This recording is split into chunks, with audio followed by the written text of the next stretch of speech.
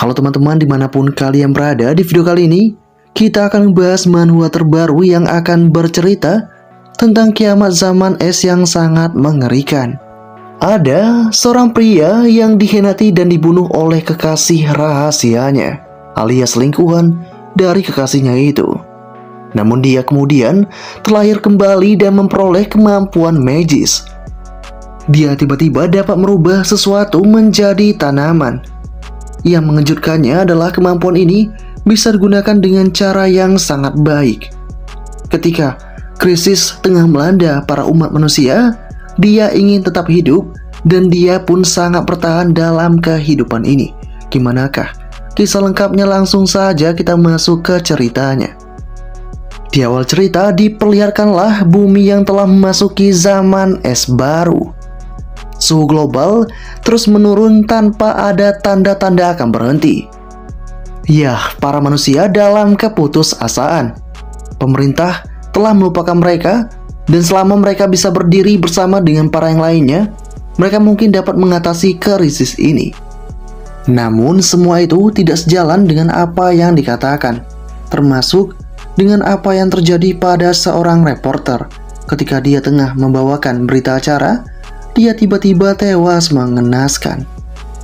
Dan dengan kondisi yang ada, sinyal juga mulai terputus sedemikian rupa. Kemudian kita pun diperlihatkan dengan kediaman dari seorang pria bernama Han Feng. Di sana terdapat banyak sekali makanan yang ditimbun oleh Han Feng. Seakan-akan Han Feng cukup terampil dalam melakukan ini. Kemudian Han Feng mendapatkan panggilan dari luar, sehingga membuatnya pun memutuskan untuk keluar. Ketika dia mencoba untuk membuka pintunya, dia pun tahu jika itu merupakan seorang gadis yang sangat dekat dengan dirinya. Gadis ini bernama Hyuna. Dan dengan pertemuan yang sedang terjadi, sosok dari Han Feng mengatakan, "Hyuna, apa yang kau lakukan di sini?" Ya, Hyuna diajak masuk ke dalam oleh si Han Feng. Tapi ketika akan bergegas masuk, tiba-tiba Hyuna lantas langsung melakukan sesuatu yang tak diduga di wajahnya Han Feng itu, sehingga membuat Han Feng tampak terkejut. Kisah romantis ini benar-benar membuat keduanya terpacu dalam melodi cinta.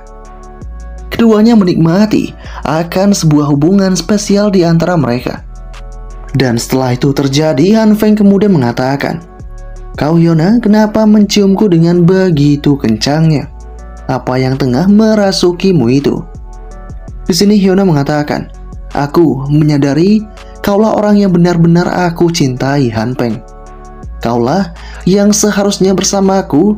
Dibutuhkan krisis untuk melihat sifat asli seseorang, untuk melihat siapakah yang benar-benar peduli.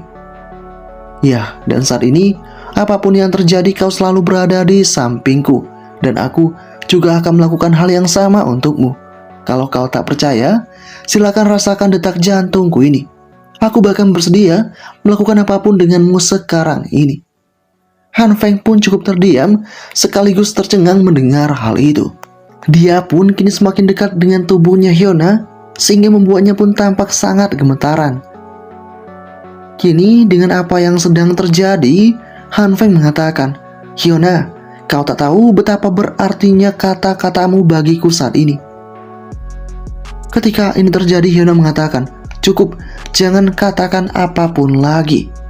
Tutup saja matamu untukku. Kau harus lakukan itu." Han Feng bergegas untuk melakukannya.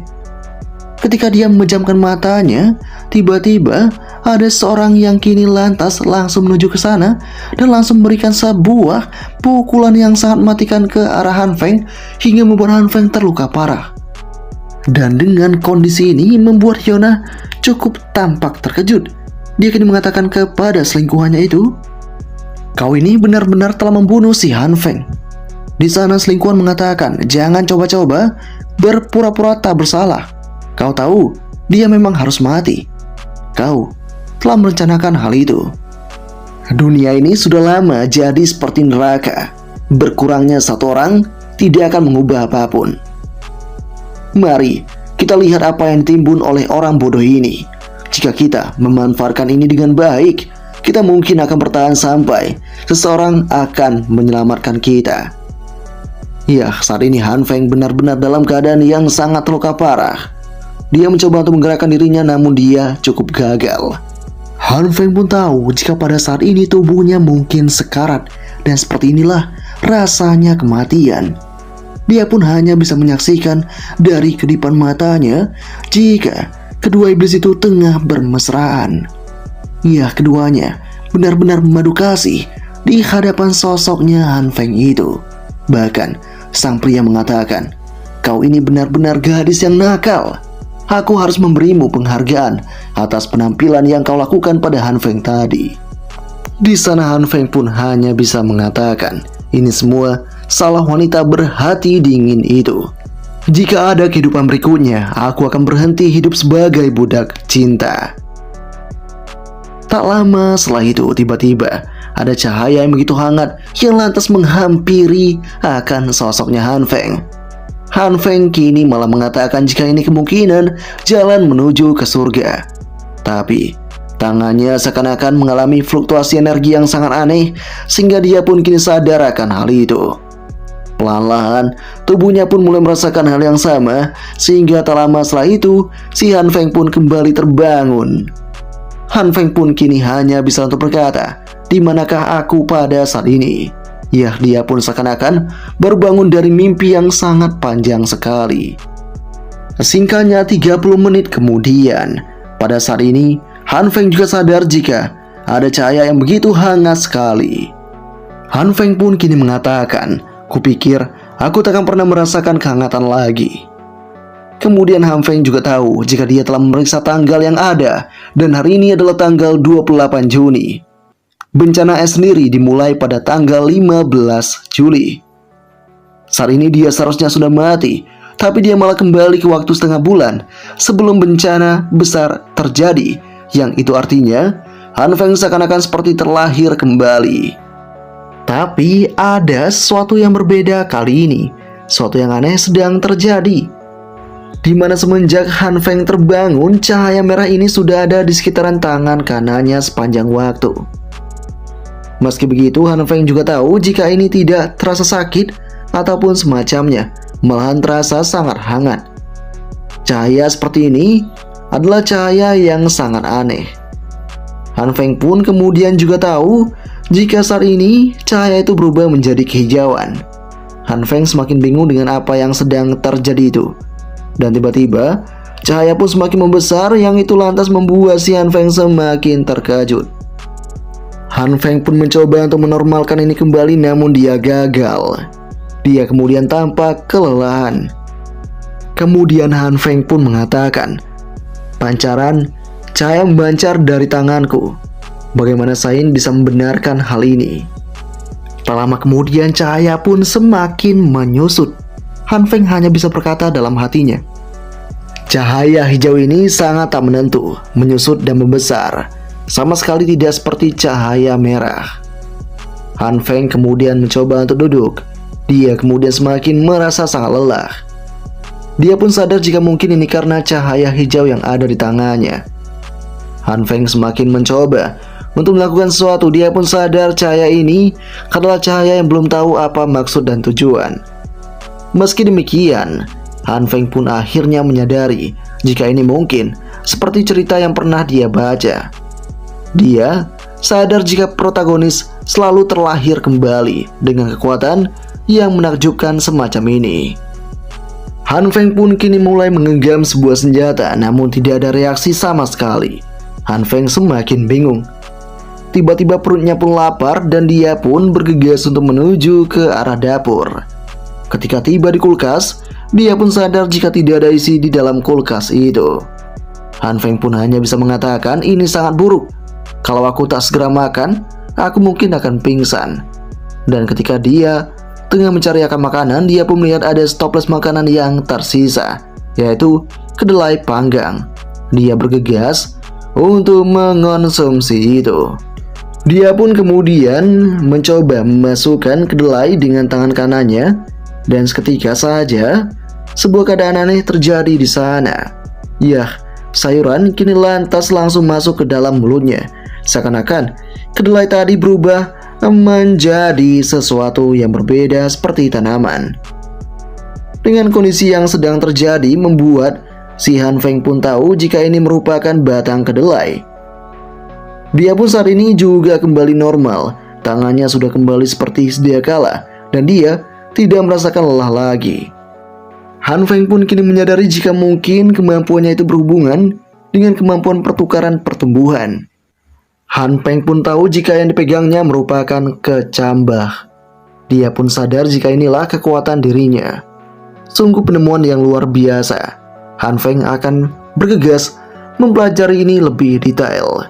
Tapi saat ini ada masalah yang lebih besar yang harus diselesaikan oleh si Han Feng, di mana Han Feng perlu menimbun persediaan sebelum bencana dimulai nanti. Waktu yang berlalu, burung pun mulai berkicauan, seakan-akan memanggil umat-umat manusia untuk terus bersemangat. Dan di keramaian terlihatlah banyak orang yang sedang melakukan aktivitas mereka masing-masing. Di sana juga terdapat sosoknya si Han Feng. Han Feng berkata, "Oke, jadi biarkan aku meluruskan semua ini. Pertama, ada cahaya merah di sekitar tanganku. Lalu itu berubah menjadi hijau. Cahaya hijau menyusut dan membesar, membuat detak jantungku jadi lebih cepat dan merasa sangat lelah. Lalu aku menyentuh kedelai dengan tanganku yang bercahaya, dan kedelai itu menjadi kecambah." Si Han Feng pun sangat bingung tentang apa maksud dari kekuatannya ini. Tak berselang lama kemudian, Han Feng bertemu dengan seorang wanita yang tak lain dan tak bukan adalah Hyuna. Di sana Hyuna mengatakan kepada si Han Feng, "Han Feng, kebetulan sekali. Apakah kau mau belanja juga?" Ini seakan-akan seperti takdir. Berpapasan denganmu seperti ini sangat membuatku nyaman. Melihat adanya kedatangan Hyuna membuat si Han Feng tampak sangat terkejut. Ya, Han Feng pun tahu jika Hyuna merupakan dewi impiannya selama 3 tahun yang panjang. Han Feng telah melakukan segalanya untuk membuat si Hyuna tampak bahagia. Bahkan meskipun si Han Feng tahu jika dia bukanlah siapa-siapa, namun dia tak pernah menyangka dan tak pernah membayangkan pada akhirnya dia akan terbunuh oleh sosok yang bernama Hyuna, si gadis menawan ini. Di sana, si Han Feng semakin kesal, namun dia mencoba untuk tenang, karena sekarang bukan waktunya untuk balas dendam. Dia harus mengamankan persediaan terlebih dahulu dan akan memberikan pelajaran yang berarti kepada gadis ini ketika kiamat nanti tiba. Kemudian Hyuna mulai menyapa Han Feng. Di sana dia mengatakan, "Han Feng, kenapa kau melamun? Aku sudah memanggil namamu dari tadi." Han Feng yang mendengar hal itu kemudian mengatakan, "Ah, maaf, kau terlihat sangat cantik hari ini, Hyuna. Aku jadi sedikit melamun barusan." Dengan kondisi yang ada, membuat Hyuna mengatakan, "Hentikan. Sejak kapan kau jago gombal seperti ini?" Di tengah kondisi ini, Hyuna kemudian kembali berkata kepada si Han Feng, "Karena kita sudah bertemu begini, bagaimana kalau kita belanja bersamaan?" Namun secara tidak diduga Han Feng bergegas menolak hal itu, dan dia mencoba menjauh pergi dari sana. Dan dengan kondisi ini membuat Hyuna pun tampak terkejut dan tidak menyangka. Kemudian ketika melangkah, Han Feng pun berkata dalam hatinya, "Usaha yang dilakukan gadis ini cukup bagus, mau memanfaatkanku sebagai ATM pribadinya lagi. Tapi kali ini aku tak sebodoh itu." Yah, kini sebuah pusat perbelanjaan pun diperlihatkan kepada kita. Di sana, ini merupakan Waldemar di kota A, supermarket terbesar dan terlengkap di wilayah timur. Dan tentu saja, ketika zaman es melanda, tempat ini habis dalam semalam. Tak ada yang pernah tahu siapa pelakunya. Saat ini si Han Feng sudah ada di sana. Han Feng perlu menimbun sebanyak yang dia bisa sebelum kiamat terjadi. Yah, di sana dituliskan banyak sekali panduan untuk bertahan hidup saat kiamat. Han Feng pun tahu jika yang terpenting adalah makanan, pakaian musim dingin, obat-obatan, kebutuhan harian, dan bahan bakar. Ada banyak hal yang harus dia persiapkan. Tapi saat ini dia punya masalah yang jauh lebih besar, di mana saldonya sudah semakin menipis. Han Feng pun pada saat ini bingung tentang apa yang harus dia lakukan. Dan tiba-tiba notifikasi ada di ponselnya. Dikatakan bahwa pinjaman stoples uang saat ini telah berhasil disetujui. Saat ini Han Feng memenuhi syarat untuk mendapatkan pinjaman hingga 168,800 ribu yuan. Untuk mengonfirmasi ini, silakan klik tautan berikut. Han Feng pun bergegas menerimanya. Ya, dengan kondisi ini membuat Han Feng tampak senang. Dia kemudian berkata dalam hatinya, ada banyak cara untuk mendapatkan pinjaman, dan lagian aku tak perlu membayarnya kembali setelah kiamat terjadi. Sementara itu di tempat yang berbeda, Hyuna pun tampak sangat kesal dan menendang sesuatu. Di sana dia pun berkata dalam hatinya, Han Feng itu cuma salah satu dari sekian banyak budak cintaku, tapi dia berani menolakku. Aku saat ini benar-benar kesal. Pecundang yang menyedihkan yang bahkan tak punya mobil sendiri, jangan harap aku akan bersikap baik padamu lagi. Ketika dia tengah mengatakan hal itu, tiba-tiba saja dia dikejutkan dengan kehadiran mobil di depannya. Dan tidak disangka, si pembawa mobil itu merupakan si Han Feng. Han Feng mulai menyapa si Hyuna. Hyuna pun benar-benar sangat terkejut dengan apa yang ada di hadapan matanya itu. Hyuna kemudian menanyakan, apakah ini mobilmu? Han Feng mengatakan jika benar, ini adalah mobil yang baru dia beli. Han Feng juga menambahkan, ayahku sangat sukses di Amerika Serikat dari segi bisnis, jadi dia mengirimku uang. Sebenarnya aku baru saja mengantarkannya ke bandara. Si Hyuna pun tampak semakin terdiam dan dia tidak bisa untuk berkata apapun lagi. Kemudian Hyuna mencoba untuk bersikap lemah lembut. Dia mengatakan kepada si Han Feng, jadi kau mengantar ayahmu ke bandara hari ini. Maaf, karena memintamu pergi belanja bersamaku tanpa tahu semua ini. Tadi kau sangat dingin. Aku pikir kau mungkin mengabaikanku sebagai temanmu.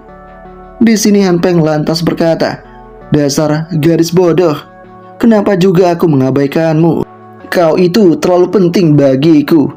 Bisa dikatakan jika saat ini Han Feng mencoba untuk mempermainkan hati dari si Hyuna. Meski demikian, Hyuna malah tampak tersenyum, seakan-akan dia juga tengah mempermainkan akan sosok Han Feng ini. Hyuna kemudian kembali bersikap lembut. Dia mengatakan, kau tahu Han Feng, kau juga sangat spesial bagiku. Bagaimana kalau nanti malam kita makan dan menonton film? Aku ingin mengenalmu lebih baik. Dan ketika Hyuna mengatakan hal itu, Han Feng sudah tidak ada di hadapan mata Hyuna, sehingga membuat Hyuna tampak sangat kaget sekaligus juga merasa semakin diabaikan. Di sana dengan lantangnya, si Han Feng mengatakan, aku saat ini masih harus mengurus semua hal yang sangat penting, jadi aku sangat sibuk. Hyuna pun tampak terdiam, tapi kemudian Hyuna juga menyadari jika pada saat ini Han Feng ini telah membeli begitu banyak barang. Dia menanyakan kenapa Han Feng membeli begitu banyak barang.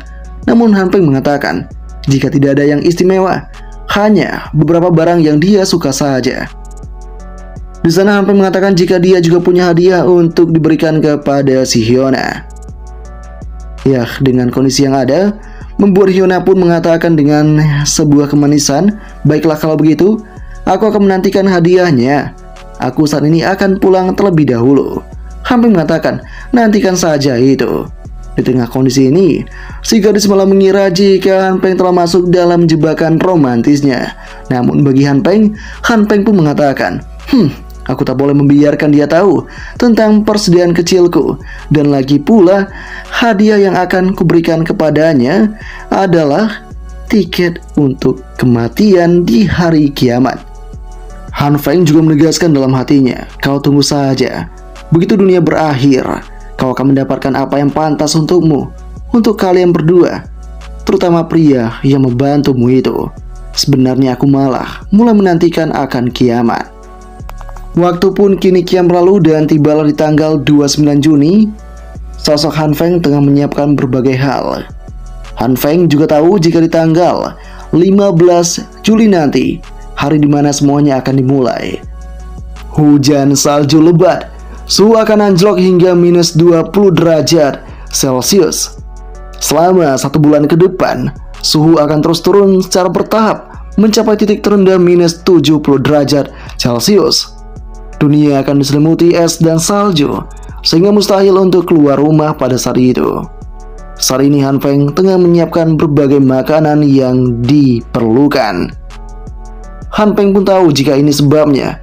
Dia perlu menimbun persediaan makanan yang cukup banyak, dan semuanya perlu dikemas serta disegel. Jangan sampai tetangga curiga jika Han Feng menimbun semua makanan. Saat ini Han Feng juga tahu jika persediaan sensitif harus dipindahkan olehnya sendiri di malam hari saat tidak ada orang di sekitaran.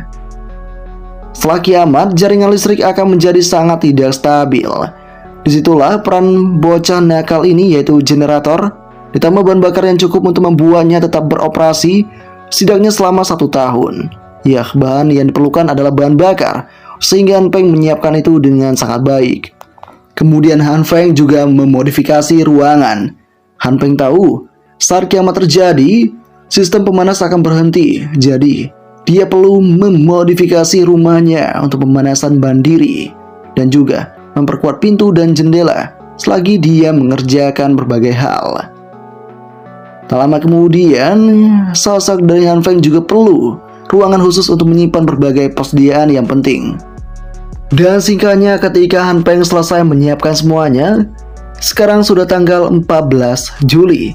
Tinggal 1 hari sebelum suhu benar-benar anjlok. Selanjutnya adalah waktunya untuk acara utama. Ya, Han Feng benar-benar percaya diri akan menaklukkan hari kiamat ini dengan baik.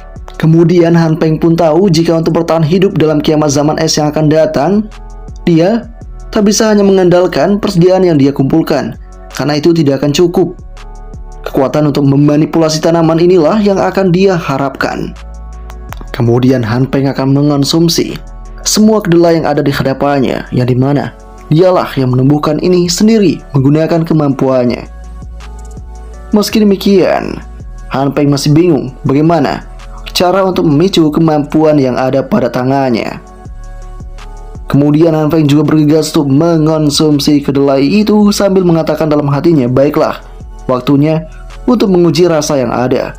Harus kepastikan tanaman ini bisa untuk dimakan. Dan sesuai dugaan, itu benar-benar lezat dan bisa untuk dimakan.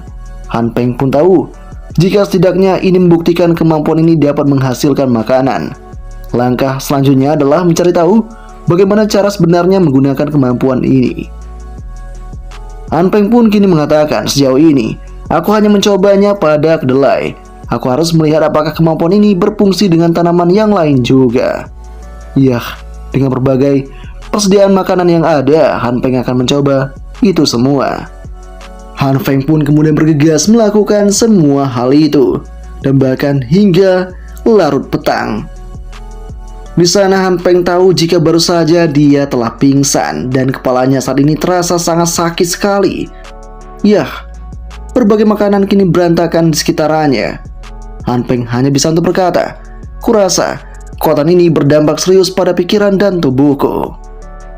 Tapi, setidaknya si Han Feng bisa mempelajari sesuatu tentang kemampuan ini. Sebelum Han Feng pingsan tadi, Han Feng mencoba menggunakan kekuatannya pada setumpuk tanaman yang berbeda. Sebagian tidak bereaksi sama sekali. Sebagian tumbuh dari benih menjadi tanaman lengkap seperti kedelai. Dan sebagian lain mengalami peledakan. Dan setelah ledakan terjadi, tanaman itu berubah jadi substansi yang terlihat seperti barang baru namun sangat ringan. Han Feng tidak tahu tentang apa yang ada itu. Namun meski demikian, benda hitam ini bisa digunakan untuk memanaskan.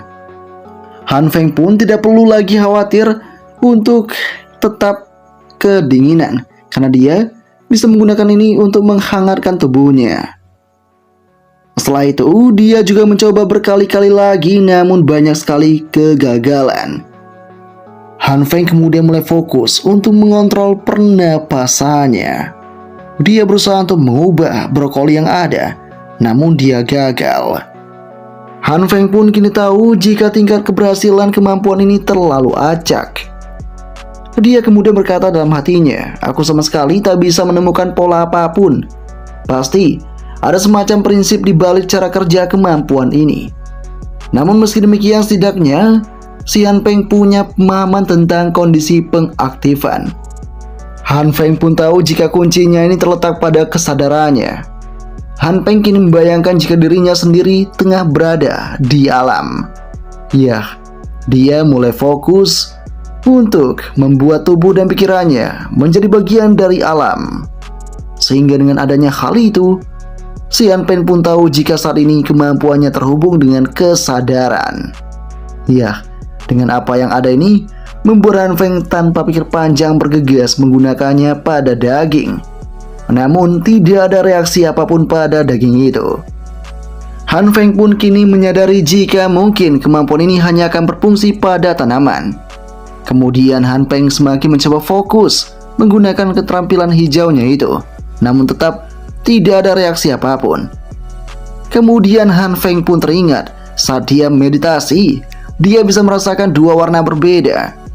Saat ini Han Peng belum mencoba menggunakan cahaya merah. Han Peng akan menggunakan cahaya merah untuk menunjukkan apa kemampuan dari cahaya merah itu. Daging mulai dipegang dan cahaya merah mulai ada di tangan kanannya si Han Peng. Han Peng pun mulai semakin fokus. Namun tiba-tiba si daging pun kini seakan-akan matang begitu saja, mengalami sebuah fluktuasi yang tak terduga. Dengan kondisi ini membuat si Han Peng tampak langsung membuangnya karena ini tampak menjijikan. Daging ini seakan-akan mengalami tekstur yang sangat keras, dan ini membuat Han Peng tampak sangat bingung. Daging ini sepertinya bereaksi terhadap cahaya merah yang ada pada tubuhnya Han Peng. Han Peng kini malah mengira bahwa mungkin cahaya merah hanya untuk digunakan untuk memanaskan suatu. Meski begitu, Han Peng pun tahu jika kemampuan cahaya merah lebih daripada itu. Ini adalah seperti proses disintegrasi. Ya, pada akhirnya sosok dari Han Peng memahami akan semua ini. Han Peng pun mengatakan dalam hatinya jika cahaya hijau mewakili evolusi materi dan cahaya merah adalah kebalikannya, disintegrasi. Bagaimana jika Han Peng menggabungkan hal ini? Han Peng bergegas melakukan hal itu dan tiba-tiba sebuah keadaan aneh terjadi di sana. Dagingnya pun membesar seketika. Han Peng sangat terkejut dan tidak menyangka.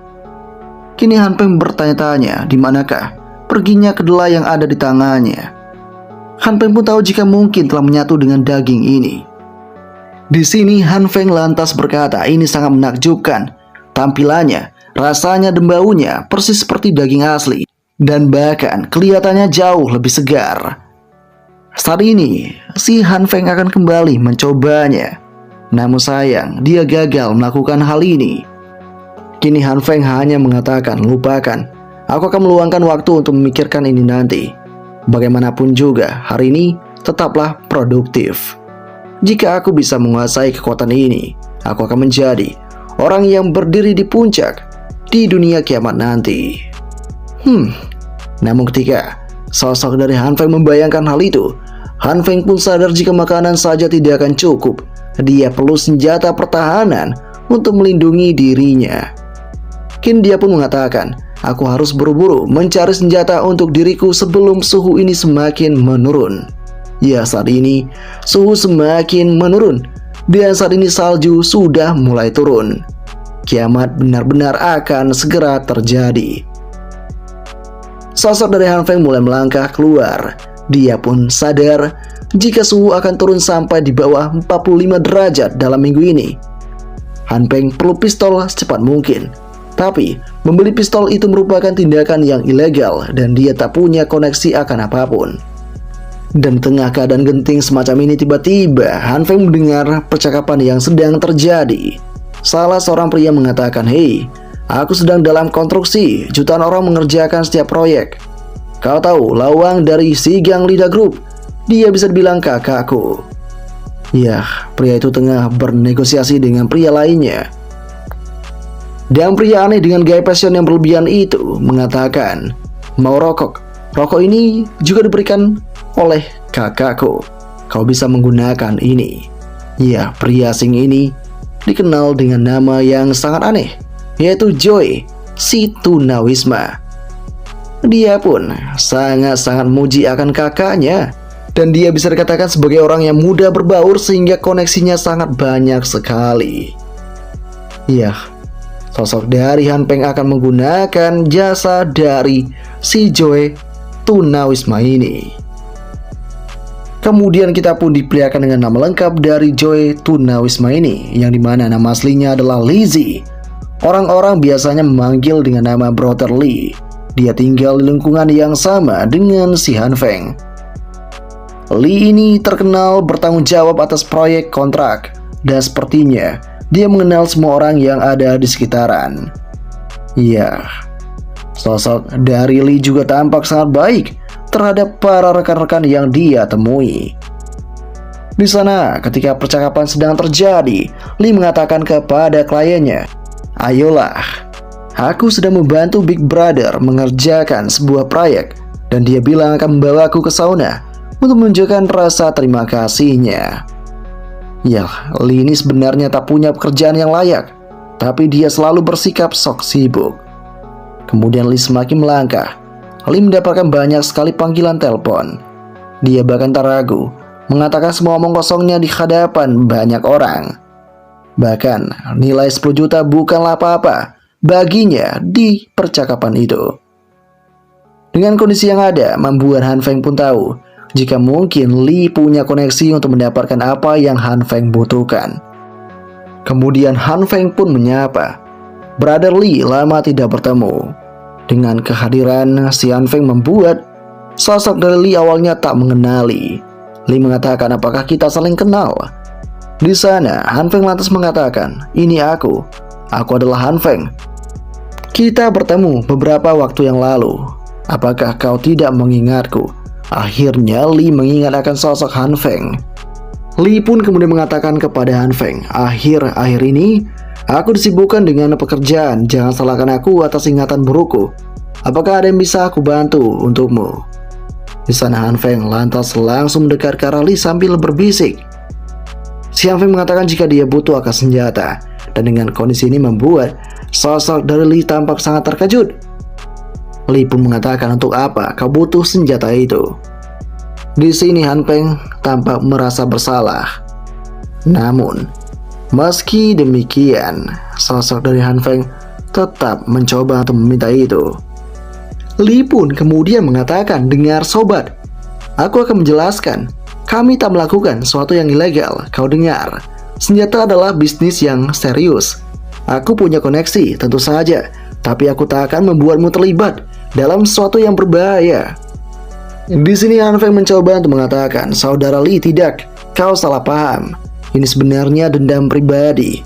Aku menginginkan ini untuk pertahanan diri. Suatu hari saat mengendarai sepeda ke tempat kerja, aku bertemu dengan lelaki tua yang meludah kemana-mana. Lalu ludahnya kena tepat di wajahku. Jadi aku mendatanginya, dan apa yang dilakukan, dia malah meludah padaku lagi. Aku yang kesal saat itu langsung menghajarnya. Namun, setelah dia pergi, dia bilang akan membalasku. Esok harinya, orang itu malah menungguku dengan orang-orangnya. Mereka memukulku dan mengatakan padaku bahwa mereka akan melakukannya lagi jika mereka melihatku. Aku belum pernah dipermalukan seperti itu. Itu sebabnya aku ingin senjata untuk pertahanan diri." Begitulah kurang lebih ceritanya. Dengan mendengar apa yang sedang terjadi, membuat sosok dari Lee percaya akan cerita karangan dari si Han Feng itu. Dia mengatakan, "Astaga, meludah pada seorang itu sangat menjijikan sekali. Perilaku yang sangat tidak sopan." Han Feng pun pada saat ini akan menunggu keputusan apa yang akan diambil oleh Lee. Hingga Lee menyapa, "Tak perlu bicara lagi sobat, aku akan membantumu. Aku akan menghubungi Big Brotherku sekarang juga dan kita akan lakukan ini semua." Han Feng pun mengucapkan rasa terima kasihnya. Lee mengajak si Han Feng naik ke bus. Dan saat ini Lee malah beralasan jika mobilnya sendiri sedang diservis dan dia tak bisa mengantarkan Han Feng secara langsung. Namun tak disangka Han Feng kemudian mengeluarkan mobilnya dan dia mengajak Lee untuk pergi bersama. Dengan kondisi yang ada, Lee tampak terkejut. Mereka berdua masuk ke dalam mobil dan di sana Lee mengatakan, "Sial nak, kau punya kehidupan yang baik. Berapakah harga mobil ini?" Han Feng yang mendengar itu kemudian mengatakan jika harganya sekitar 700.000. Lee pun sadar jika itu lumayan dan cukup bagus. Kemudian Lee mulai berpose. Dia menyuruh si Han Feng untuk belok kiri di persimpangan berikutnya. Tak lupa, Lee juga mengabadikan momen itu di sosial media, seakan-akan dia yang punya akan mobil ini. Tak lama kemudian tibalah mereka di sebuah tempat. Di sana terlihat banyak sekali preman yang sedang berjaga di luaran. Para preman sadar jika cuaca kali ini benar-benar kacau. Cuaca langsung berubah dari musim panas ke musim dingin dalam semalam. Kemudian para preman sadar jika sosok dari si Lee telah datang. Para preman mengatakan ternyata Lauli apa yang membawanya ke sini. Di sana Lee pun mengatakan jika dia akan bertemu dengan bos Liu karena ada beberapa hal yang harus ditangani. Dengan kondisi yang ada, membuat para preman yang ada di sana pun sadar jika saat ini Lee tengah membawa mobil yang baru. Para preman mengira jika itu mobilnya Lee. Lee sangat membenarkan hal itu. Lee bahkan mengatakan jika dia membeli ini tidak mahal, hanya 700.000 saja. Dengan apa yang sedang terjadi, sosok dari Han Feng hanya bisa berkata dalam hatinya, mengatakan itu mobil sendiri di depan pemilik yang sebenarnya. Pria ini sungguh sangat tidak punya malu. Tak lama kemudian pertemuan terjadi antara Lee dengan bos. Bos Liu mengatakan, "Lee, apa yang kau lakukan di sini sampai selarut ini?" Lee yang mendengar itu mencoba menawarkan rokok kepada bos Liu, namun Liu mengatakan langsung saja ke intinya, "Aku sedang sibuk." Lee pun kemudian mengatakan, "Bos, adik kecil ini ingin membeli sesuatu darimu. Dia ingin membeli pistol." Dengan mendengar hal itu membuat si Liu tampak terkejut. Di sana juga Han Feng mulai sedikit khawatir tentang keadaan dirinya. Kemudian bos Liu lantas bersuara, itu saja yang kau inginkan, senjata yang jelek itu. Aku pikir kau membawakanku sesuatu yang menarik." Di sana tanpa pikir panjang lagi, Liu akan menjual pistol itu seharga 6.000. Dan dengan mengetahui adanya hal yang semacam ini, sosok dari Han Feng kemudian mencoba untuk mengatakan kepada bos Liu, "Sebenarnya aku menginginkan sesuatu yang lebih panjang daripada pistol ini, yang bahkan punya skop untuk didapatkan." Dan dengan mendengar hal ini membuat bos Liu tampak terdiam. Han Feng juga kini semakin khawatir. Kemudian bos Liu mengatakan, "Jangan bilang kau sedang membicarakan tentang sniper rifle. Kau pikir tempat ini shopping mall, kau bisa mendapatkan apapun yang kau minta di sini. Kalau kau cuma ingin yang pendek, ambil atau pergi sekarang juga." Di sini Lee mencoba untuk menenangkan bosnya sambil mengatakan, "Tidak bos Liu, ada alasan untuk ini semua. Dengar, ini semua dimulai 5 tahun yang lalu di mana istrinya ketahuan akan sesuatu." Setelah mendengarkan semua cerita omong kosong dari Lee, membuat bos tampak terkejut. Dia pun juga kesal. Dia mengatakan benar-benar menjijikan. Sungguh sialan, 3 anaknya semuanya bukan anaknya. Ini benar-benar tak masuk akal. Bisa dikatakan karangan cerita dari sosoknya si Lee benar-benar luar biasa. Si Han Feng bahkan mengakui jika Lee benar-benar pandai untuk menerangkan aksi yang sangat-sangat aneh. Kemudian bos Liu mengatakan kepada si Han Feng, "Sniper rifle aku bisa memberikannya padamu, tapi mungkin butuh beberapa hari." Han Feng yang mendengarnya kini mengatakan terima kasih Big Brother Liu. Kemudian bos Liu mengatakan, "Qiangzi, aturlah. Mari lihat apakah kau bisa mendapatkan yang semi-auto." Qiangzi yang mendengar itu kemudian mengatakan, "Baiklah pak, kalau begitu aku juga akan menyiapkan amunisinya." Kini Li pun mengatakan kepada Han Feng, "Lihat, sudah aku bilang, semuanya akan selesai dalam beberapa menit." Tak lama kemudian, sosok dari Han Feng juga diberikan pistol yang ada sebagai hadiah alias bonus. Han Feng bergegas untuk menerima hal itu. Kemudian dengan kondisi yang ada, Han Feng mengatakan kepada Brother Liu, "Seorang temanku, dia bekerja di pemerintahan. Dia memberitahuku dikarenakan cuaca yang tidak normal, mereka akan segera membatasi pembelian persediaan. Sebaiknya menimbun persediaan sebelum itu terjadi." Bos Liu tampak paham akan hal itu. Dan dengan begini, bos Liu mengatakan kepada si Han Feng, "Baiklah, aku mengerti." Kemudian, sosok dari Han Feng bergegas pergi dari sana. Dan ketika perjalanan pulang, perbincangan terjadi antara si Han Feng dengan si Lee. Di sana, Lee mengatakan, "Lihatlah, bukankah aku menangani ini semua dengan baik untukmu, dan semuanya berjalan dengan lancar. Suasana Big Brotherku sedang bagus hari ini.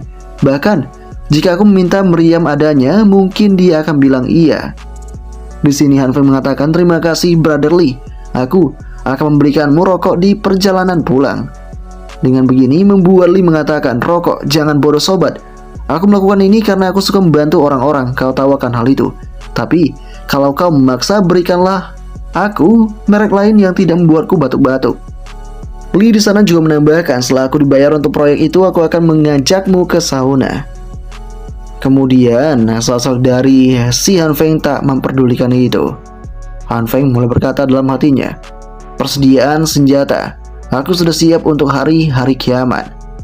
Setidaknya waktunya untuk fokus mempelajari kemampuanku. Jika aku bisa menyelesaikan masalah makanan sepenuhnya, peluangku untuk bertahan hidup akan meroket. Tak lama kemudian tiba-tiba sosok dari Han Feng pun akan segera terjatuh.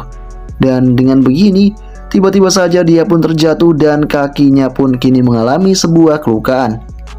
Dengan kondisi yang ada, Han Feng pun sadar jika kakinya dirasakan telah patah. Kini Han Feng menyuruh Lee untuk segera membawakannya ke rumah sakit terdekat. Dengan apa yang sedang terjadi, Lee kemudian mengatakan, soal ini sebenarnya aku tak punya SIM. Aku tak bisa untuk menyetir tanpa adanya SIM. Dan dengan kondisi ini, Lee pun kemudian bergegas membantu si Han Feng untuk berdiri dan mencari taksi yang ada. Sementara itu di tempat yang berbeda, kita pun diperlihatkan dengan kantor di rumah sakit. Di sana terdapat seorang wanita yang kini sadar jika hujan saljunya semakin besar. Dia kemudian mendapatkan sebuah panggilan telepon. Kepala perawat, tolong datang kaulah, kami kekurangan staf. Si gadis pun bergegas untuk menuju ke sana. Kemudian kita kembali diperlihatkan dengan Han Feng yang kini sudah tiba di rumah sakit dan berhasil untuk diperiksa. Di sana, sosok dari Han Feng akan mendapatkan obat yang telah ditetapkan. Namun meski seperti itu, Han Feng harus menunggu obat itu tiba terlebih dahulu. Di sana juga, Lee pamit kepada Han Feng. Lee mengatakan, kakakmu ini harus pergi karena punya banyak kesepakatan. Tolong hubungi aku jika kau butuh sesuatu. Han Feng pun mengatakan, baiklah, berhati-hatilah kakakku. Kemudian Han Feng pun cukup sadar jika dia akan menunggu lama, sebab banyak sekali pasien yang mulai berdatangan. Hal ini bisa terjadi karena sebuah keadaan suhu yang turun drastis sehingga menyebabkan banyak sekali kecelakaan. Di sana Han Feng hanya bisa bertanya-tanya berapa lama lagi kah dia akan mendapatkan obat-obatannya. Kemudian Han Feng melihat ke arah salah satu wanita yang merupakan seorang kepala perawat. Di sana perawat itu mencoba untuk menyembuhkan pasien yang ada. Yah, rekan dari kepala perawat mengatakan, kepala perawat Jin, kita sudah selesai membersihkan luka ini. Bisakah kita akan mengawali hal yang lain, alias mengobati pasien yang lain? Kemudian Jin bergegas melakukan hal itu, dan dengan aksi yang ditunjukkan oleh Jin membuat si Han Feng mengatakan, dia itu luar biasa, kepala perawat di usia yang begitu muda sekali, sangat terampil dan sangat baik kepada setiap pasien yang ada. Namun dia cukup teledor dalam aksi yang ditunjukkan oleh tindakannya.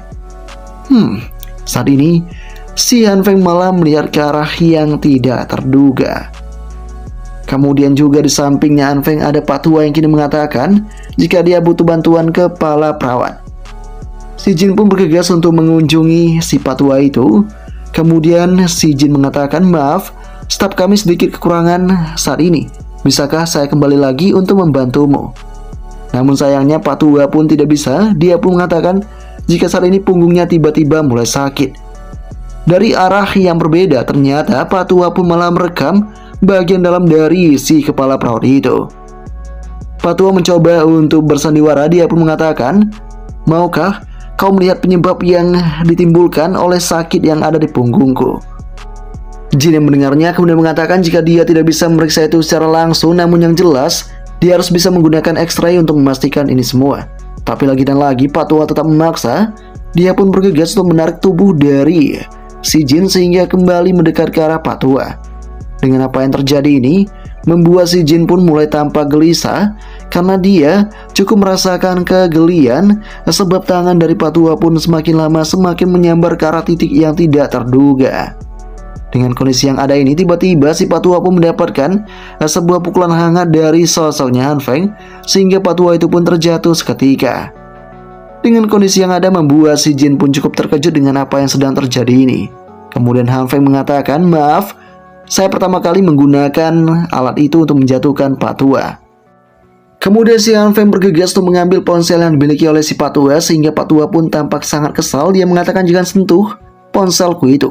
Dasar anak nakal, berikan padaku sekarang juga." Namun sayangnya Han Feng tidak peduli akan hal itu. Han Feng kini mulai menatap tajam. Di sana dia pun melihat jika ada gambar yang tidak pantas yang diambil oleh sosoknya si Pak Tua. Kini Han Feng pun mengatakan, "Pak Tua, kenapa kau melakukan semua ini? Apakah kau tak takut dengan keamanan yang ada di sini? Aku bisa mengantarkanmu ke sel polisi karena kau telah melakukan hal yang tak pantas.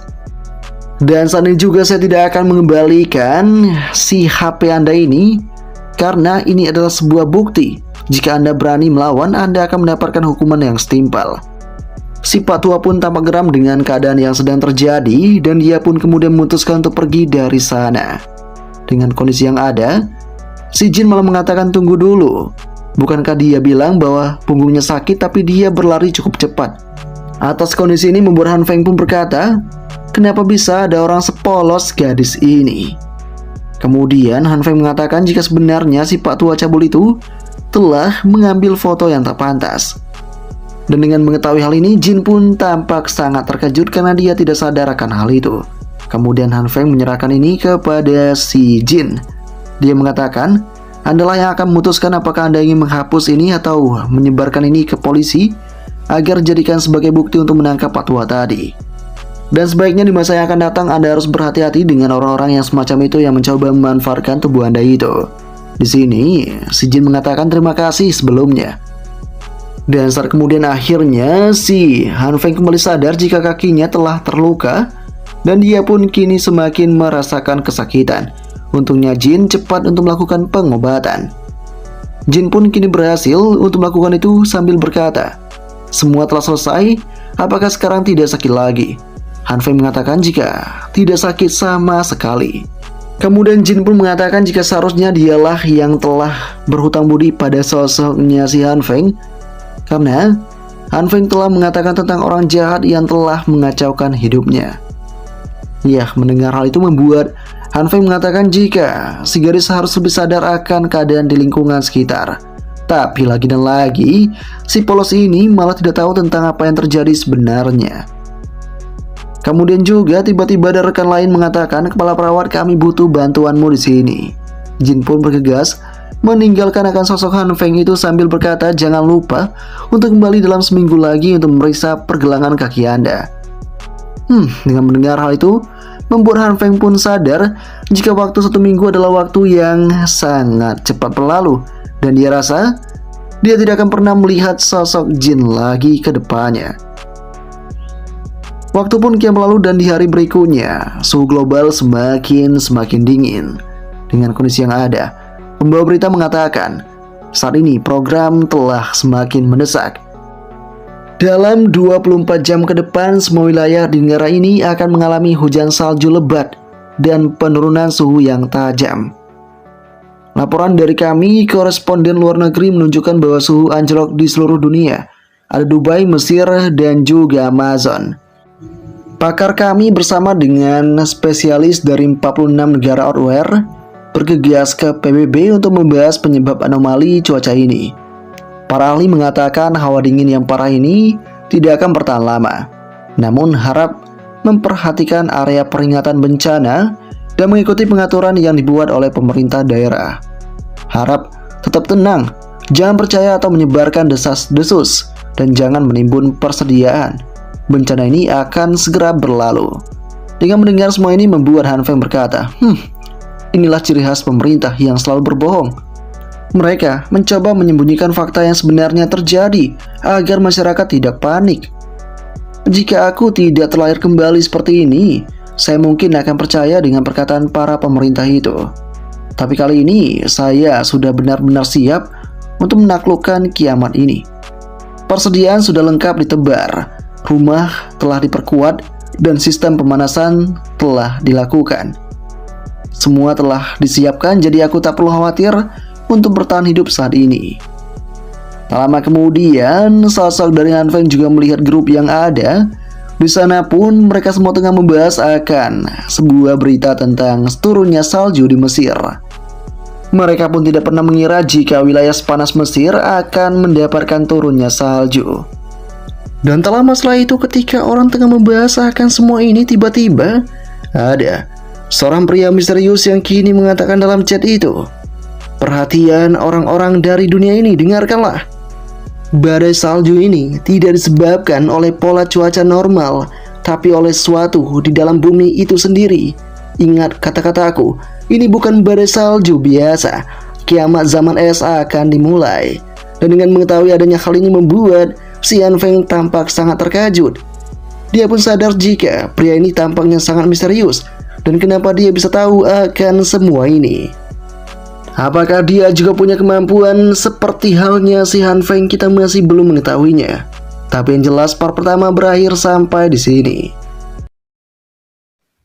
Melanjutkan dari part sebelumnya di mana saat ini Han Feng mulai terkejut dengan sosok pria misterius di dalam chat itu.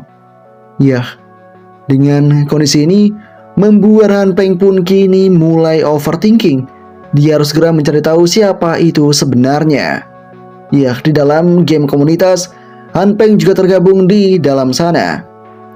Di sana ramai sekali orang yang ikutan game itu, dan mereka semua pada saat ini membahas tentang agen properti dengan tujuan untuk mendapatkan kompensasi. Di sana salah satu dari mereka mengatakan di mana agen propertinya. Sini dan berikan kita penjelasan. Ya, pihak agen kini mengatakan, "Mohon maaf, tapi badai salju terlalu lebat. Tidak banyak yang bisa kita lakukan." Kini orang-orang mengatakan, "Lalu apa gunanya? Kita membayar kalian bahkan tak bisa mengurusi masalah yang kecil. Kembalikan uang kita." Dan di tengah kondisi yang ada, Han Feng yang tergabung dalam game itu dalam karakter yang berbeda, dia kini pun juga mengatakan, apa-apaan mereka semua ini. Badai salju bukanlah hal yang biasa dan bisa ditangani dengan mudah oleh manusia. Di saat ini terjadi, tiba-tiba ada sosok yang menghentikan perdebatan itu. Dan karakter ini merupakan Jiang Shuiyu. Di sana Jiang Shuiyu mengatakan badai saljunya terlalu lebat, bahkan jika kita membersihkannya, itu akan kembali lagi dalam beberapa jam. Daripada berkelahi, jika semua orang membantu membersihkannya, kita pasti bisa keluar dari tadi. Para manajer properti juga manusia, tak ada yang bisa mereka lakukan terhadap bencana alam. Ataukah kalian hanya melampiaskan semuanya ke mereka? Di sana orang-orang mulai mencoba membalas argumen itu. Mereka mengatakan, "Siapakah kau? Kenapa bisa-bisanya kau menceramahi kami? Kau padahal penghuni, tapi kau malah membela para manajer properti yang ada." Dan kini Jiang mencoba untuk memberikan pernyataan lagi. Dia mengatakan semuanya, "Aku tidak membela manajer properti. Aku hanya bicara objektif dan realistis. Tidak ada gunanya memojokkan para manajer properti. Masalahnya tidak akan terselesaikan. Kita juga tidak mendapatkan apa yang kita butuhkan." Dengan mendengar hal itu, yang lain berkata, "Lalu kenapa kau tidak memberikan kami apa yang harus kami lakukan?" Ya, mereka semua mencoba untuk mendapatkan solusi atas permasalahan salju ini agar mereka bisa untuk keluar dari rumah dan mendapatkan berbagai sumber daya yang dibutuhkan. Setelah itu, Jiang mengatakan, secara logika, mengendarai mobil ke supermarket tidaklah mungkin. Bahkan, jika kita membersihkan jalan di perumahan, siapa yang bisa menjamin jalan di luar akan aman? Aku menyarankan untuk jalan kaki. Jika kalian setuju, aku akan turun dan membantu manajer properti untuk membersihkan trotoar. Dan dengan kondisi yang ada, karakter online yang dimiliki oleh Han Feng kini berkata, "Berbicara tentang pria ini, sepertinya aku ingat tentang penghuni yang sosoknya semacam ini, di mana dia adalah orang yang bersemangat." Kemudian salah satu di antara mereka mengatakan, siapa yang mau keluar harusnya membersihkan jalan, dan yang tidak ingin cukup diam saja. Semuanya pun tampak bingung dengan keadaan yang tengah terjadi ini. Lalu kemudian datanglah seorang pria yang cukup berandalan dengan kalungnya mengatakan jika dia juga akan membantu. Dan dia juga ingin menemui adik baiknya untuk mendiskusikan sebuah bisnis. Semuanya tampak sepakat akan hal itu, dan dengan kondisi ini membuat Han Feng pun tahu jika dari penampilan pria ini, sepertinya dia kenal akan sosok pria ini. Semuanya pun benar-benar bersiap. Mereka ingin berbelanja karena pada saat ini mereka telah kehabisan makanan. Mereka akan membelikan bekal untuk beberapa hari ke depan. Kemudian salah seorang karakter wanita mengatakan jika dia akan pergi juga, tapi dia sedikit lemah, sulit untuk melakukan pembantuan secara maksimal. Kemudian ada juga karakter online dari Hyuna yang mengatakan, meskipun akhir-akhir ini aku flu, aku juga akan pergi untuk membantu. Dengan kondisi ini membuat Han Peng pun tahu jika ini merupakan sosok Hyuna. Di sana banyak orang yang support akan Hyuna. Mereka mengatakan, di sini banyak ada pria, bagaimana bisa kita membiarkan Hyuna ikut? Kau harusnya cukup diam di rumah dan beristirahat saja. Ya, tampaknya banyak orang yang menyukai akan sosok Hyuna itu, sehingga Hyuna hanya bisa untuk berkata, terima kasih atas kepedulian kalian semua. Aku pasti akan menyusahkan kalian dalam bersih-bersih nanti. Setelah itu, sosok dari Han Peng bergegas meninggalkan grup yang ada, dan dia pun kini berkata dalam kehidupan nyatanya, tentang berakting, Hyuna sangat jago akan hal itu. Kemudian dia pun memeriksa ponselnya dan secara tidak diduga dia pun melihat adanya pesan dari Hyuna. Di sana Hyuna mengatakan, Han Peng, apakah kau sibuk akhir ini? Kau bilang bakal kontak aku. Aku masih terus menunggu kamu. Kalau kamu datang mencariku, belikan aku makanan dari supermarket, beli yang banyak untukku. Tak lupa Hyuna pun memberikan pop manisnya kepada si Han Peng itu. Namun meski mendapatkan hal itu, Han Peng berkata, dasar gadis yang gila. Di kondisi cuaca seperti ini, dia malah mencoba menggodaku dengan pakaiannya. Dia benar-benar berusaha membuatku menjalankan tugas yang dia berikan. Han Peng kemudian tanpa pikir panjang lantas langsung membalas pesan itu dengan sebuah ide buruknya, sehingga membuat Hyuna tampak sangat kesal. Dia mengatakan, bajingan Han Peng, tunggu saja kau. Waktu kemudian kian berlalu dan hari ini merupakan hari ketiga semenjak mulai turun salju. Temperatur sekarang mencapai minus 20 derajat. Di tahap awal bencana, manusia masih punya sistem penghangat yang bekerja, dan manusia masih punya internet, dan semua orang menjalankan hari-hari seperti biasanya. Si Han Peng hanya bisa menonton video untuk mengisi waktu luangnya. Kemudian dia berkata dalam hatinya, baru hari kedua dan aku sudah bosan. Sepertinya masalah terbesar dalam bencana adalah mencari tahu cara mengatasi rasa kesepian. Saat ini Han Peng juga menyadari jika kakinya juga tak baik-baik saja. Patah tulang setidaknya membutuhkan beberapa bulan agar benar-benar pulih. Kemudian Han Peng terus melanjutkan menonton video saja. Dia kemudian melihat adanya sebuah video sains yang mengatakan jika apakah benar ada seseorang di dunia ini yang terasuki kekuatan dari self recovery. Ya, di sana dikatakan setelah dokter membersihkan luka di tubuh pria ini yang lompat dari lantai ke-50, mereka menemukan bahwa kerusakan pada organ dalam dan tulangnya mulai membaik. Han Peng pun cukup terkejut mendengar hal itu.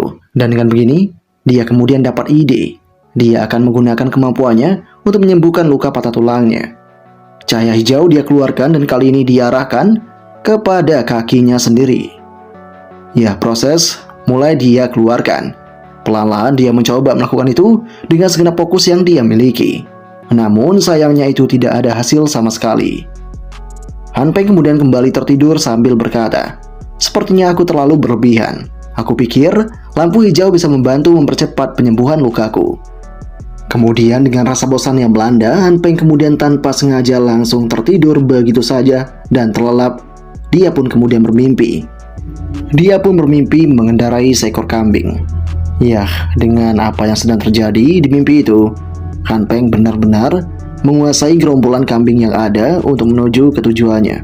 Tapi sayang ketika melangkah seperti itu, dia pun dijatuhkan oleh kambing yang ada sehingga membuat kakinya pun terluka. Di sana dengan kelukaan yang terjadi, kambing mendekat ke arah dirinya sambil mencoba menyentuh kaki dari Han Peng. Han Peng mencoba untuk mencegah hal itu, namun si kambing pun kini marah dan langsung melilit kaki dari Han Peng dengan lidahnya, sehingga Han Peng semakin mendapatkan kelukaan. Di sana Han Peng mendapatkan sebuah proses cahaya hijau yang sama dengan apa yang menjadi kemampuannya. Lalu tiba-tiba dia pun terbangun seketika, dan dengan mimpi aneh yang dia rasakan, dia kini berkata dalam hatinya, ada apa dengan mimpi yang mengerikan dan kacau itu? Han Peng kemudian melihat ke arah kakinya yang terluka itu, dan di sana terlihat jika kakinya telah melakukan sebuah proses penyembuhan. Kemudian perban pun mulai dilepaskan, dan saat ini Han Peng berusaha untuk menggunakan kembali kakinya itu. Dia pun sadar kakinya tidak terasa sakit lagi. Dengan begini, Han Peng kemudian berkata, apakah cahaya hijau ini membantu pemulihan saat aku tidur? Mari, aku akan mencoba lagi. Han Peng kini mencoba untuk melukai tangan yang ada, sehingga dia pun berhasil untuk melukai jarinya dengan sebuah pisau. Kemudian dia mencoba untuk mengobati itu dengan cahaya hijau yang ada, hingga akhirnya dia pun paham dan mengerti akan kemampuannya. Kemudian di luar ruangan terlihat banyak orang yang mulai membersihkan salju-salju yang kini mulai menyebar ke halaman. Salah seorang di antara mereka yaitu Jiang Sueyu mengatakan, jika pada saat ini sangat sulit bagi semua orang, dan terima kasih karena telah bekerja keras. Kini juga si Jiang Sueyu ini mengatakan, maaf merepotkan kalian, Paman Liu, di tengah salju yang begitu hebat ini.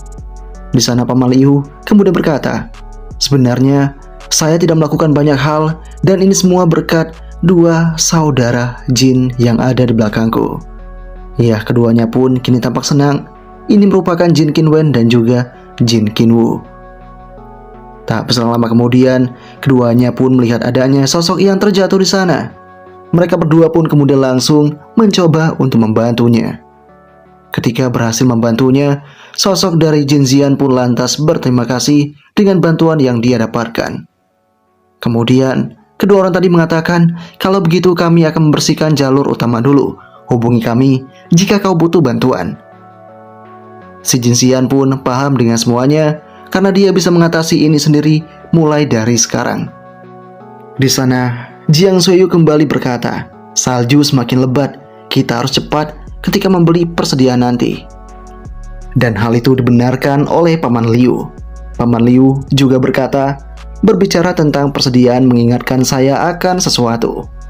Di sana, Jiang Sueyu pun tampak penasaran, tetapi Paman Liu kemudian berkata, tidak ada yang signifikan.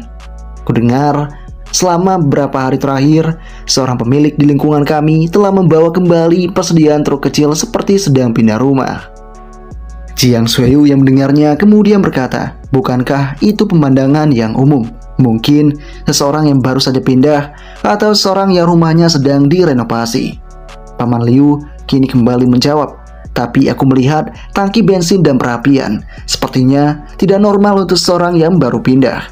Seolah-olah dia membuat persiapan untuk melewati musim dingin yang ada ini. Setelah itu kedua orang tadi pun kini berkata kepada Paman Liu, saudara Jiang dan Paman Liu, jalur utama telah dibersihkan. Kita harusnya bisa keluar sekarang ini. Paman Liu yang mendengarnya kini berterima kasih kepada dua saudara itu. Sesaat kemudian datanglah seorang pria bernama Wu Kuan Yu yang kini lantas langsung mengganggu kedua saudara.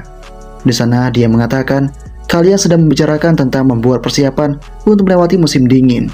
Kedengarannya sangat menarik dan aku perlu bergabung. Tiba-tiba dia pun lempar dengan salju oleh seorang wanita yang itu tak lain dan tak bukan adalah Liu Yan. Liu Yan berkata, Wu Kuan Yu, berhentilah melakukan itu, kemarilah dan lanjutkan pekerjaanmu. Keduanya pun kini mulai bertengkar kecil-kecilan di tempat itu. Dan dengan kondisi yang ada, Jiang Sueyu kemudian menghentikan aksi mereka. Jiang Sueyu mengatakan, berhentilah bertengkar, kalian berdua, jalur utama telah dibersihkan. Dan kini juga yang lain mulai berkata, semuanya telah selesai, bersiaplah untuk pergi ke supermarket untuk membeli persediaan. Dan mereka sadar ada banyak sekali yang harus mereka beli. Dan mereka juga perlu membeli perlengkapan untuk keluarga mereka. Di sana di tengah kondisi ini, Paman Liu kemudian berkata kepada Jiang Sueyu, Jiang, apa pendapatmu tentang masalah ini? Apakah kau pikir ini berhubungan dengan badai salju saja? Dan dengan mendengar hal itu, Jiang Sueyu tampak terdiam. Lalu kemudian dia berkata, sejujurnya aku tidak terlalu khawatir tentang bencana ini. Ini sepertinya hanya badai salju singkat saja dan akan segera berhenti. Pada saat itu nanti, kehidupan semua orang akan kembali normal. Jadi untuk saat ini, saya rasa mereka tidak ada hubungan dengan semuanya. Bahkan, jika kita mundur selangkah dan berasumsi bahwa badai salju ini tidak akan berhenti, jika seorang lingkungan kita punya sumber daya yang sangat banyak, bukankah itu hal yang baik untuk lingkungan kita?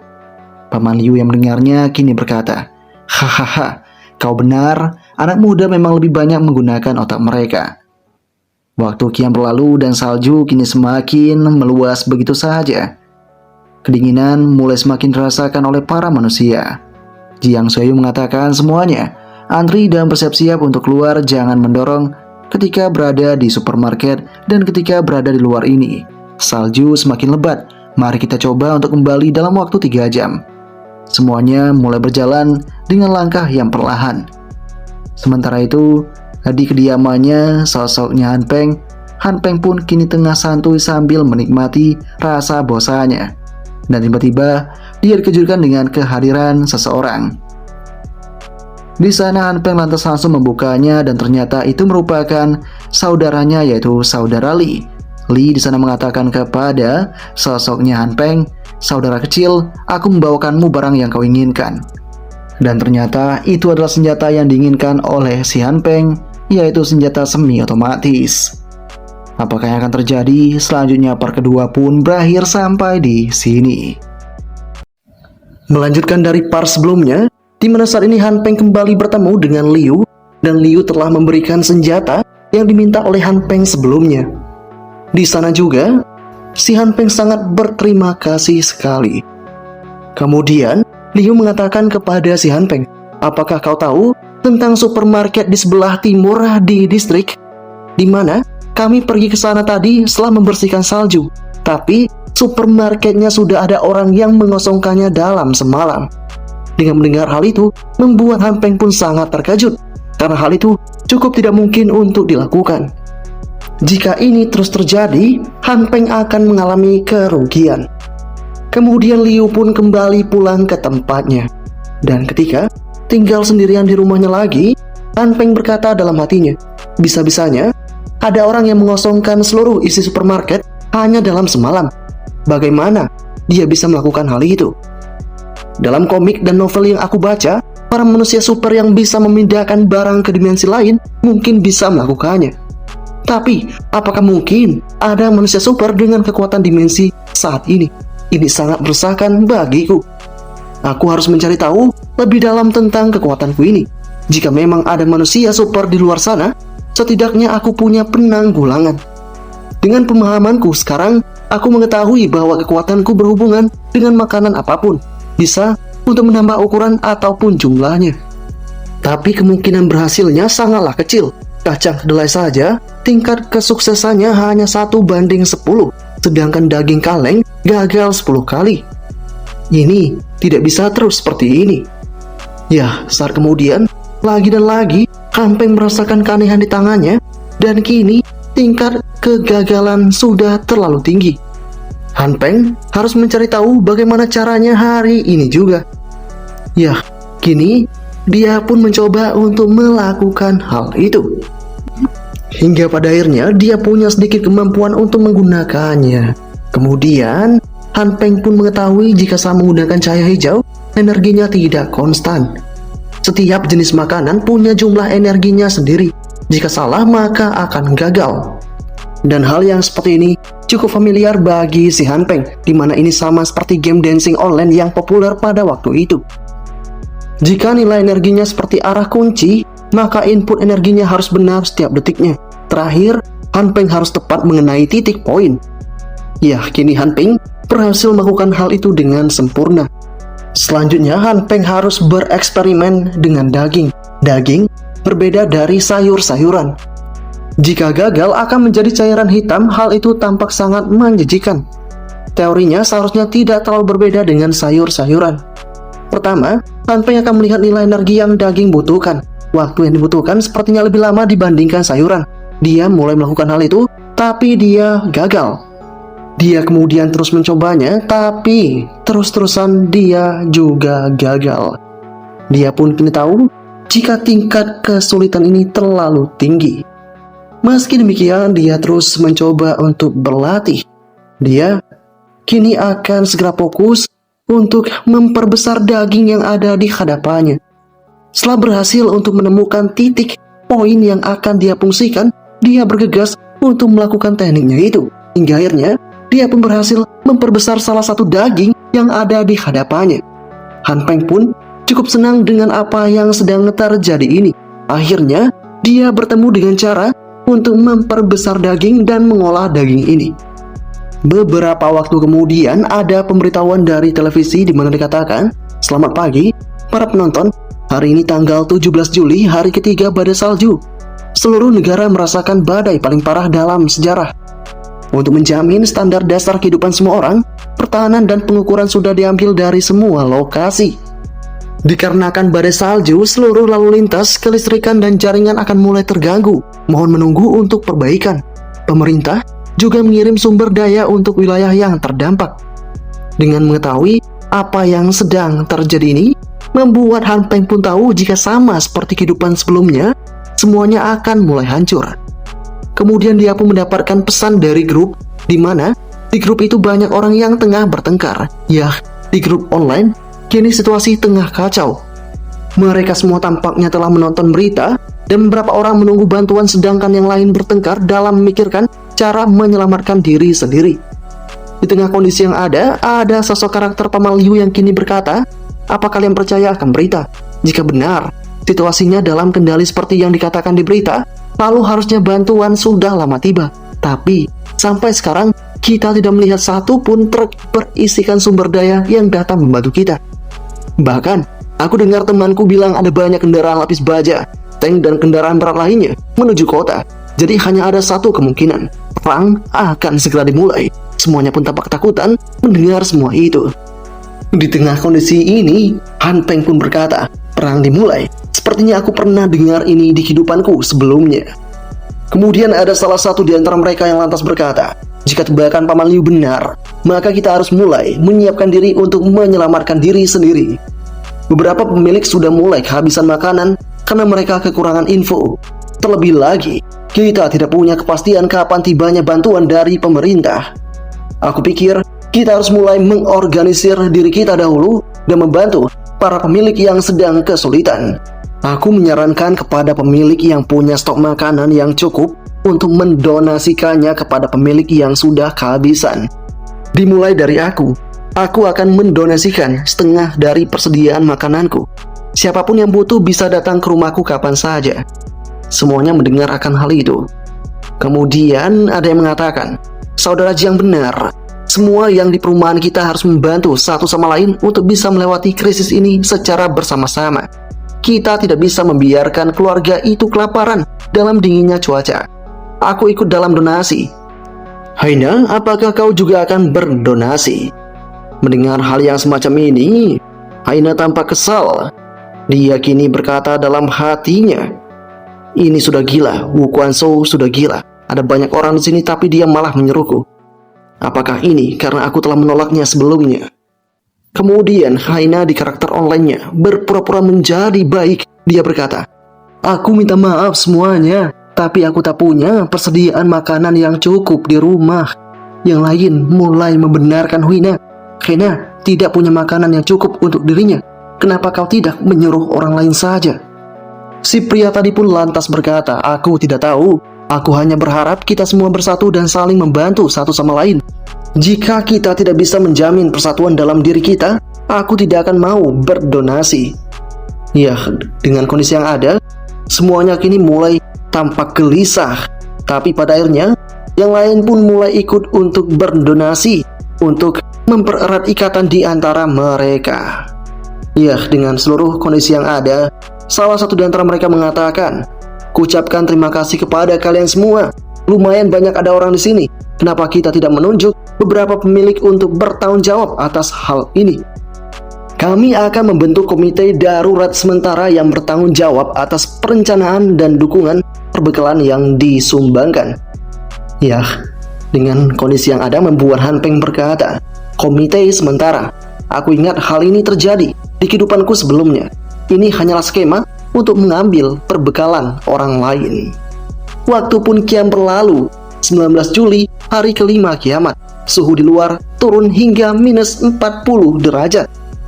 Sistem penghangat tidak lagi bisa bekerja dikarenakan cuaca yang ekstrim. Semua orang berpikir bagaimana cara agar tetap hangat dan menjaga suhu badan mereka. Sama seperti di kehidupan yang sebelumnya, situasi ini akan jadi lebih buruk. Terkecuali Han Peng yang kini banyak sekali mendapatkan apa yang dibutuhkan. Ya, dengan kondisi yang ada ini, Han Peng kemudian mendapatkan sebuah panggilan telepon. Di sana, Han Peng lantas mengangkat itu. Pria itu mengatakan kepada Han Peng, "Apakah ini Han Peng, owner dari 1801? Aku orang yang bertanggung jawab di blok 8. Kita akan membersihkan jalan 20 menit lagi. Setelah kau selesai, tolong menuju basement untuk mencariku untuk menandatangani." Yah, kini dengan kondisi yang ada membuat Han Peng berkata dalam hatinya, salju sudah tebal di luar, mereka semua buta. Bersih-bersih apanya? Yah, kemudian Han Peng pun bergegas untuk turun ke lobi utama lantai 1 dan mulai mencoba untuk membersihkan itu. Dia juga tidak mau berselisih dengan tetangga hanya karena masalah ini. Han Peng harus berusaha agar mereka tidak menemukan tentang rahasia Han Peng. Jadi Han Peng akan bersikap layaknya manusia normal. Kemudian mereka semua tahu jika saljunya sudah mulai menutupi pintu masuk ke lantai 1 mereka. Di sana orang-orang kemudian lantas berkata, "Sial, jalan yang kita bersihkan kemarin. Aku tak pernah melihat tumpukan salju setinggi ini sebelumnya. Kita akan mencoba untuk mendorong pintunya terlebih dahulu." Kali ini Han Peng pun ditugaskan untuk membantu mereka semua melakukan pendorongan. Pendorongan pun dilakukan dan pada akhirnya dia berhasil untuk melakukan hal itu. Namun ketika berada di luar, mereka semua pun tahu jika badai saljunya terlalu ekstrim dan ini sangat dingin sekali. Dengan kondisi ini membuat Han Peng juga tahu jika ini sangat dingin sekali. Han Peng merasa jika mereka terkena radang dingin yang serius, jika keluar dalam cuaca seperti ini, bisa saja mereka akan mati. Percakapan mulai terjadi di antara mereka. Di sana mereka juga membahas tentang hal yang mungkin akan menimpa mereka jika mereka memaksa untuk membersihkan jalan. Dan salju sebanyak itu sangat sulit untuk dibersihkan. Hanya orang bodoh yang akan keluar di suhu seperti ini. Tak lama kemudian datanglah Li yang lantas berkata, "Aku hadir." Dengan mendengar hal yang semacam ini membuat Han Peng tahu jika ini merupakan saudara Li. Li berkata, "Kenapa? Kenapa semuanya berlagak seperti seorang pecundang? Yang kita butuhkan adalah sikap yang mengesankan." Kali ini yang lain mulai berkomentar, "Bro, jangan sok-sokan. Ini bukan permainan. Kita harus tunggu dulu sampai saljunya terhenti." Namun Liu tetap memaksa. Dia kini mulai melakukan pembersihan dengan kemampuannya. Hingga tak diduga dia pun malah terjebak di dalam salju itu dan meminta tolong. Untungnya dia berhasil untuk dibantu. Setelah itu, mereka kembali menutup pintunya dan kali ini mereka mencoba untuk menyembuhkan sosok dari Liu itu. Liu di sana mulai tampak kewalahan. Di sana juga Han Peng berkata, "Semuanya, ayo kita ke parkiran untuk mencari orang yang bertanggung jawab dan menandatangani kehadiran dulu. Kita bisa pikirkan nanti ketika saljunya berhenti." Ya, dengan situasi yang seperti ini, badai salju ini bukanlah situasi yang bisa diselesaikan dengan kekuatan manusia. Kemudian mereka semua pun berhasil tiba di area parkiran. Di sana ada seorang pria selaku orang yang memimpin acara diskusi itu mengatakan, "Saljunya lumayan tebal saat ini. Mari kita tunggu selanjutnya membaik sebelum kita mulai membersihkan. Dan juga basement akan didesain menjadi tempat donasi dan pengumpulan perbekalan." Kini Han Peng pun tahu jika orang ini sepertinya punya nama belakang Jiang di grup. Dan dialah yang telah mempelopori pembentukan komite abal-abal yang telah terbentuk. Pria itu kemudian mengatakan kepada semuanya, "Sekali lagi aku sangat berterima kasih atas bantuan kalian semua. Aku tidak menyangka akan banyak yang mendonasikan perbekalan mereka.